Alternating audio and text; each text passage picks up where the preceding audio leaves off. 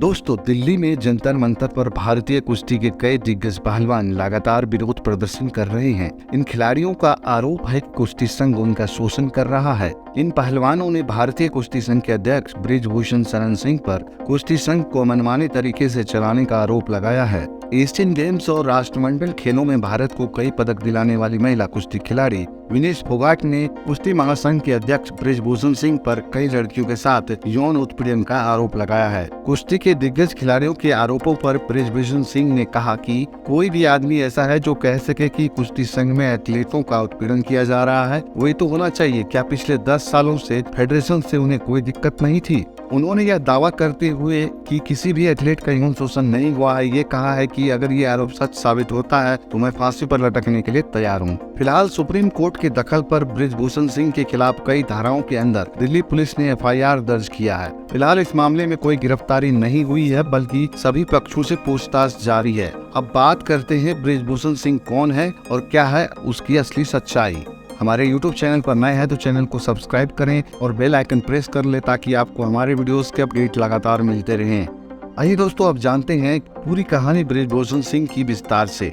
बृजभूषण सिंह की गिनती दबंग नेताओं में होती है। वे उत्तर प्रदेश के गोंडा के रहने वाले हैं और कैसरगंज लोकसभा निर्वाचन क्षेत्र से भारतीय जनता पार्टी की वर्तमान में सांसद है। अपने छात्र जीवन से ही राजनीतिक तौर पर वो बेहद सक्रिय रहे। बृजभूषण सिंह का युवा जीवन अयोध्या के अखाड़े में गुजरा है। पहलवान के तौर पर वो खुद को शक्तिशाली कहते हैं, लेकिन एज ए पहलवान वो कभी सक्सेस नहीं हुए। कॉलेज के दौर में ही वे छात्र संघ के अध्यक्ष चुने गए और यहीं से शुरू हुआ उनका सक्रिय राजनीतिक जीवन। 1991 में पहली बार लोकसभा के लिए चुने जाने वाले बृजभूषण सिंह 1999, 2004, 2009, 2014 और 2019 में भी लोकसभा के लिए चुने गए। कुल मिलाकर वे 6 बार लोकसभा के लिए चुने गए हैं। बृजभूषण सिंह 2001 से ही कुश्ती महासंघ के अध्यक्ष भी है। 2019 में कुश्ती महासंघ के तीसरी बार अध्यक्ष चुने गए थे। 1988 में वे बीजेपी से जुड़े और फिर पहली बार 1991 में रिकॉर्ड मतों से सांसद बने। हालांकि भारतीय जनता पार्टी के साथ मतभेद के चलते उन्होंने पार्टी छोड़ दी थी और साल 2009 के लोकसभा चुनाव में वे सपा के टिकट पर कैसरगंज से जीते थे। इसके बाद वे एक बार फिर 2014 के लोकसभा चुनाव में बीजेपी में शामिल हो गए। बाद के वर्षों में बृजभूषण सिंह शरण का प्रभुत्व गोंडा के साथ साथ बलरामपुर, अयोध्या और आसपास के जिलों में बढ़ता गया और वे 1999 के बाद से अब तक एक भी चुनाव नहीं हारे हैं। बृजभूषण शरण सिंह के बेटे प्रतीक भूषण भी राजनीति में है। प्रतीक गोंडा से बीजेपी के विधायक हैं।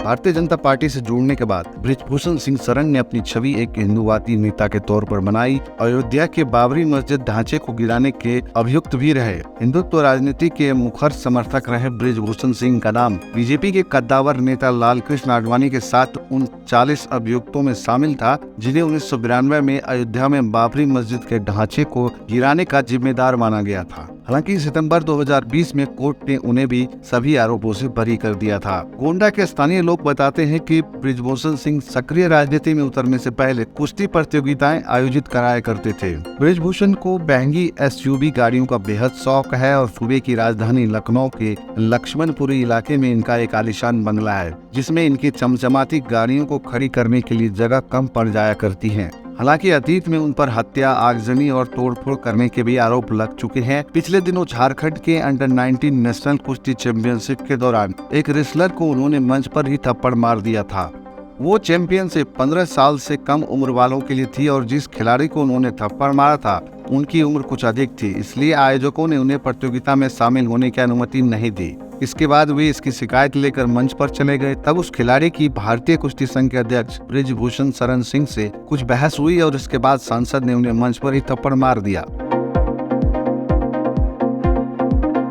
2022 के विधानसभा चुनाव प्रचार के दौरान बृजभूषण शरण सिंह ने कहा था कि समाजवादी पार्टी को वोट दोगे तो पाकिस्तान खुश होगा। उन्होंने ये भी कहा कि पाकिस्तान पर क्यों न बोले, क्या मोदी और योगी को हराने की चिंता पाकिस्तान में नहीं हो रही है? तब उन्होंने कहा था कि ये हमारी ही पार्टी में संभव है कि कलाम को राष्ट्रपति बनाते हैं। अगर कलाम बनकर रहोगे तो राष्ट्रपति बनाएंगे, कसाब बनकर आओगे तो काटेंगे। बीते साल नवंबर में गोंडा में आयोजित एक कुश्ती प्रतियोगिता के दौरान उन्होंने असदुद्दीन ओवैसी को लेकर भी विवादित बयान दिया था।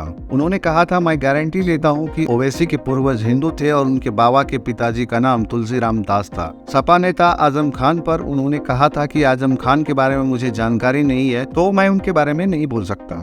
कुछ दिनों पहले बृजभूषण शरण सिंह ने राहुल गांधी और बिलावल भुट्टो को एक ही नस्ल का बताया था। तब उन्होंने कहा था कि पता नहीं ये कैसे इधर उधर हो गए। बृजभूषण सिंह योग गुरु रामदेव पर अपने बयान को लेकर भी सुर्खियों में रहे हैं। उन्होंने पतंजलि पर नकली घी बेचने का आरोप लगाया था। तब पतंजलि ने उन्हें लीगल नोटिस भेजकर माफी मांगने को कहा था, लेकिन सांसद ने माफी नहीं मांगी। इसके बाद पतंजलि की ओर से उन्हें दोबारा नोटिस भेजा गया तो वो बिफर पड़े। उन्होंने कहा कि जिन महर्षि पतंजलि के नाम का उपयोग किया जा रहा है उनकी जन्मभूमि उपेक्षा की शिकार है। महर्षि पतंजलि के नाम का उपयोग बंद होना चाहिए। वे बोले कि अगर महर्षि पतंजलि के नाम का दुरुपयोग बंद नहीं हुआ तो वे इसे लेकर देशव्यापी आंदोलन करेंगे।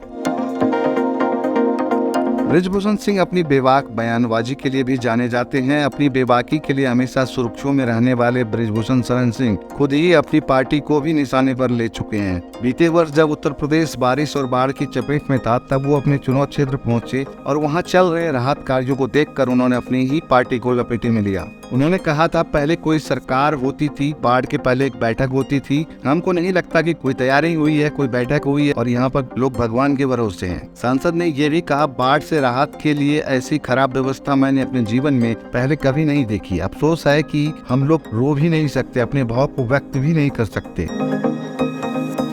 चाहे राष्ट्रीय स्तर के टूर्नामेंट हो या अंतर्राष्ट्रीय, चाहे सीनियर टूर्नामेंट हो या जूनियर, भारतीय कुश्ती संघ के अध्यक्ष बनाए जाने के बाद बृजभूषण शरण सिंह हर मंच पर एक प्रशासक के रूप में हमेशा दिखते रहे। अपने हाथ में माइक्रोफोन लेकर वे अक्सर रेफरी को सलाह देते दिखते तो कभी जजों को रूल बुक समझाते भी नजर आ जाते। ये बृजभूषण शरण सिंह ही है जिन्होंने कुश्ती में अनुबंध व्यवस्था यानी कि कॉन्ट्रैक्ट सिस्टम की शुरुआत की। 2018 में लागू की गई इस व्यवस्था के तहत खिलाड़ियों को अलग अलग ग्रेड में रखते हुए 1 साल का अनुबंध दिया जाता है। इस व्यवस्था के तहत ग्रेड ए के खिलाड़ियों को 30 लाख रुपए, ग्रेड बी के खिलाड़ियों को 20 लाख रुपए, ग्रेड सी के पहलवानों को 10 लाख रुपए और ग्रेड डी में 5 लाख रुपए देने का प्रावधान किया गया है। बृजभूषण शरण सिंह बहराइच, गोंडा, बलरामपुर, अयोध्या और श्रावस्ती के 50 से अधिक संस्था संस्थानों से भी जुड़े हुए हैं और कुछ के तो वो मालिक भी हैं। बृजभूषण सिंह को राजनीतिक करियर के दौरान मंत्री न बनने की भी कसक है। बीते साल एक कार्यक्रम के दौरान उनका ये दर्द छलक गया था। तब उन्होंने कहा था कि हमको मंत्री बनना लिखा ही नहीं है, मेरे हाथ में ये रेखा ही नहीं है, वो तो केवल शास्त्री जी के लिए है। दरअसल सांसद बृजभूषण सिंह के गांव से ही रमापति शास्त्री बीजेपी के वरिष्ठ नेता है और 2 बार कैबिनेट मंत्री भी रह चुके हैं। तो दोस्तों, ये थी पूरी सच्ची कहानी बृजभूषण शरण सिंह की। आप इस बाहुबली सांसद के बारे में क्या सोचते हैं, कमेंट करके जरूर बताएं। इस तरह के वीडियोस लगातार देखने के लिए हमारे यूट्यूब चैनल को सब्सक्राइब करें और बेल आइकन प्रेस कर ले ताकि आपको हमारे वीडियोस के अपडेट लगातार मिलते रहें। फिलहाल इस वीडियो में बस इतना ही। मिलते हैं जानकारी से भरे एक और नई वीडियो में, एक और नई कहानी में।